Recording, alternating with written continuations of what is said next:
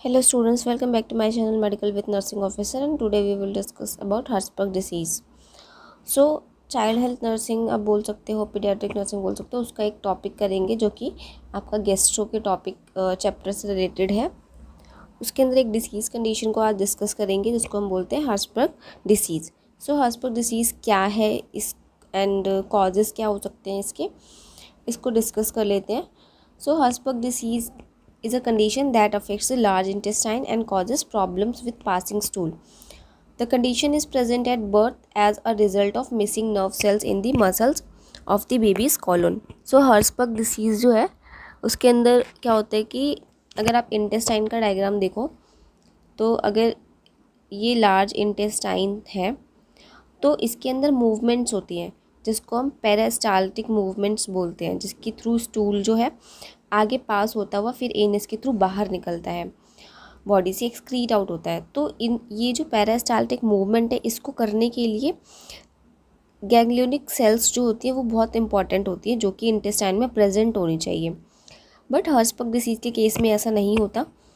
इसमें क्या होता है कि जो पेरिस्टाल्टिक मूवमेंट्स है वो नहीं होंगी प्रॉपर तरीके से, क्योंकि जो नर्व सेल्स हैं जो इंटेस्टाइन में होने चाहिए पेरिस्टाल्टिक मूवमेंट के लिए जो इम्पॉर्टेंट है वो प्रेजेंट नहीं होते। तो उनके एब्सेंट होने की वजह से जो पेरिस्टाल्टिक मूवमेंट्स हैं वो नहीं हो पाती हैं। ठीक है, तो this is the basic idea of the Hirschsprung disease कि हर्शबर्ग डिसीज़ क्या है। So you can see in the diagram easily that this is the normal intestine, यहाँ पर जहाँ से यहाँ पे गैंग्लियोनिक सेल्स हैं इधर होती है।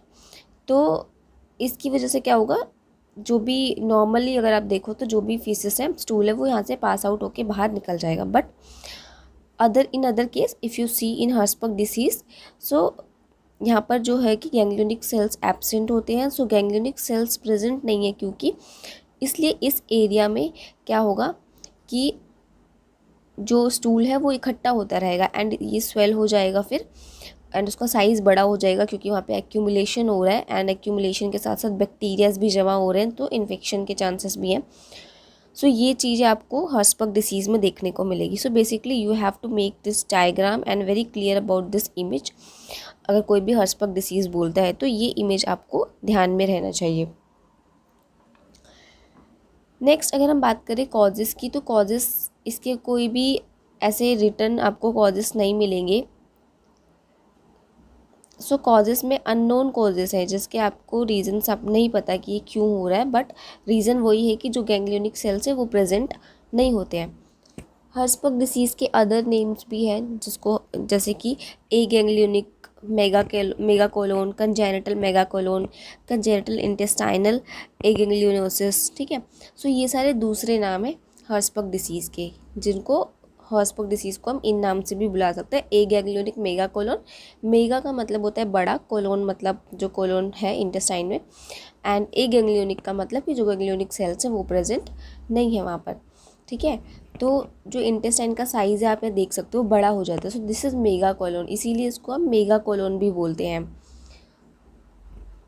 नेक्स्ट अगर हम बात करें क्लिनिकल मैनिफेस्टेशंस की कि क्या क्या साइन सिम्टम्स इसमें आपको दिखाई देंगे, तो साइन सिम्टम के अंदर आपको स्वेलन बेली, ठीक है, नेक्स्ट वॉमिटिंग हो सकता है एंड ग्रीन और ब्राउन सब्सटेंस की कलर की वॉमिटिंग देखने को मिलेगी, कॉन्स्टिपेशंस या फिर गैस की प्रॉब्लम हो सकती है, एंड डायरिया हो सकता है पेशेंट को, एंड जो मेकोनियम पास करने में डिले हो सकता है। So meconium is the first stool which is pass by newborn baby in 24 hours after delivery. So 24 hours के अंदर जो फर्स्ट स्टूल पास करता है बेबी उसको मेकोनियम बोलते हैं।